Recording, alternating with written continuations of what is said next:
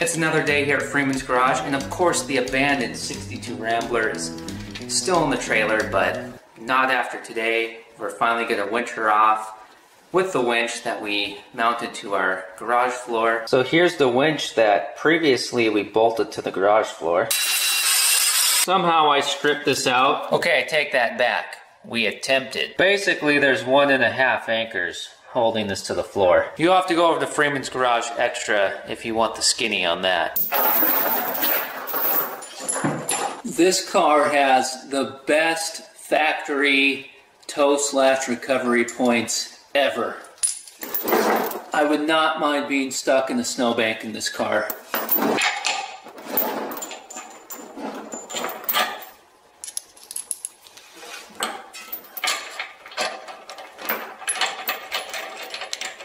I'll show you the ones in the rear in a few minutes. They're just as awesome. I think every car ever made should have them. Let's do a little test and see what happens. Now I'm pretty sure the parking brake is off, and I'm pretty sure I said the exact same thing when I bought the car and winched it up onto the trailer at the guy's place. But let's find out.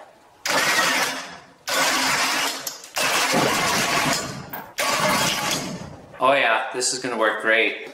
I just hope we don't completely drain that battery because I cannibalized it from the C10, and I gotta get to the parts store after this. Where else would I have to go? Front tires are turned a little bit to the right, and we're danger close to the fender and the trailer on this side, so we better put the driver's window down so we can crank on that wheel.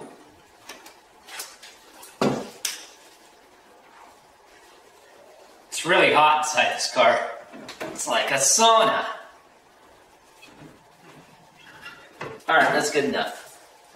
I would have been a terrible car thief in 1962.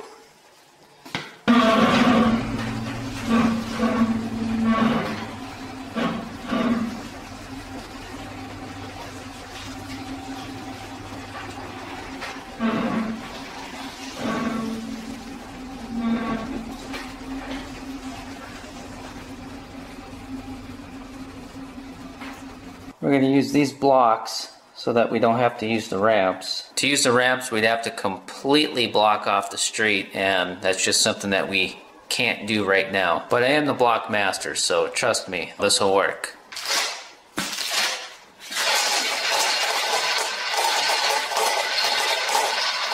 Do you hate these clips that come on these hooks?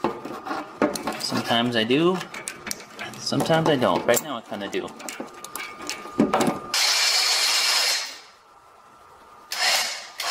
Change the ramp and block situation up a little bit. I think that'll be better. We just need to avoid contact.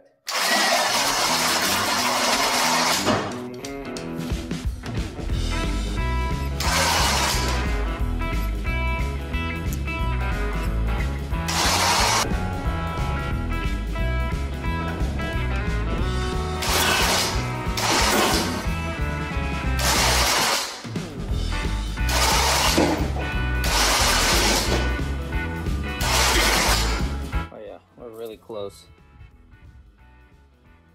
Another shooter left.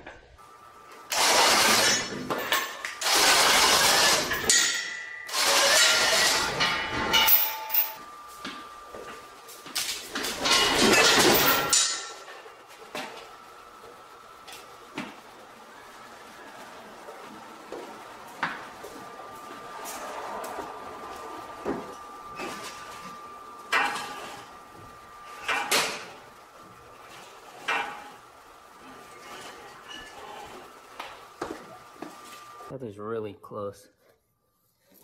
Look at that. Yowza.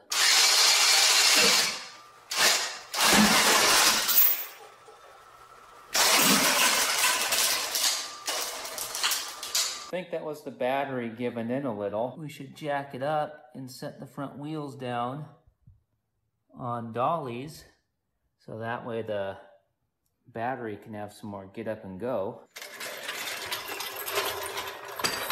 Stick a block of wood in there. That should help. Okay, hopefully we won't damage anything.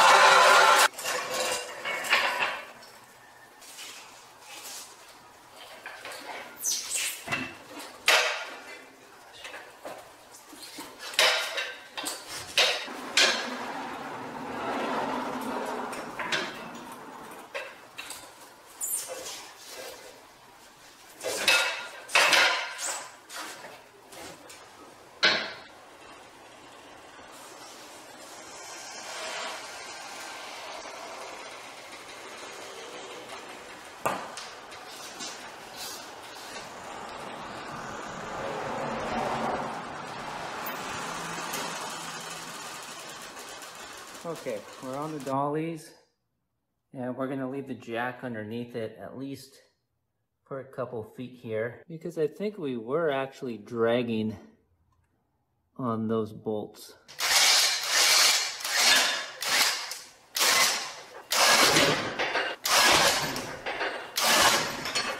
Okay, so I reconfigured the chain. I dropped it from the driver's side, and we're only on the passenger side now, because we're gonna try to winch the car towards its driver's side.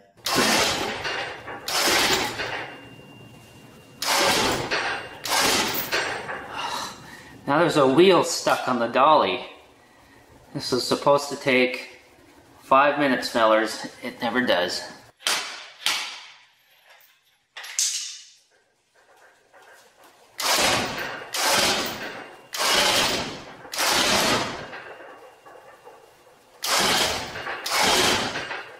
Okay, now we want to pull it straight.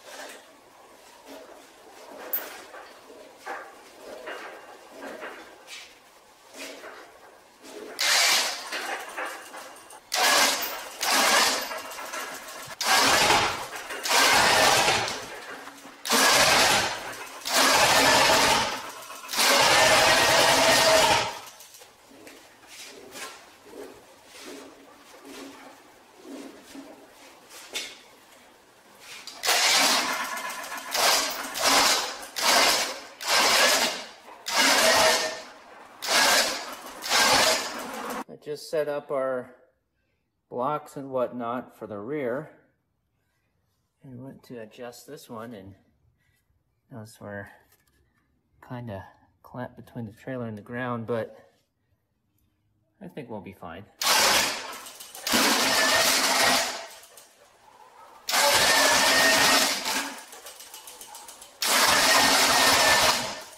All right, I gotta double check the passenger side. Actually, we better do something here.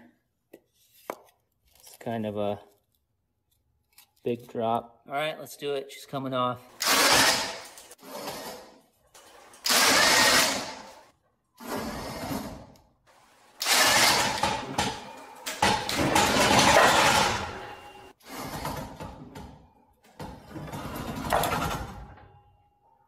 Perfect.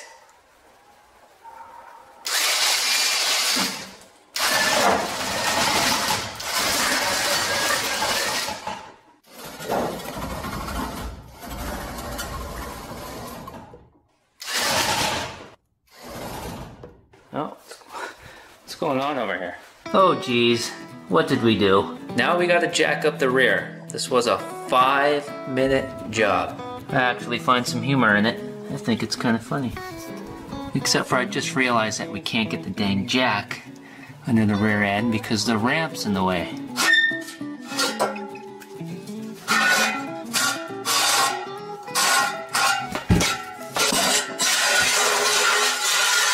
Well, there went a few hours. It's always fascinating to think about how long doing this kind of stuff takes you, and you don't have people around, you don't have the space, you don't have the equipment. I've had a couple of those things in the past. Right now I have none of it, but we don't let that slow us down here at Freeman's Garage. Well, actually, yes, it does slow us down, but if the boys can make it through Normandy, I think we'll be fine.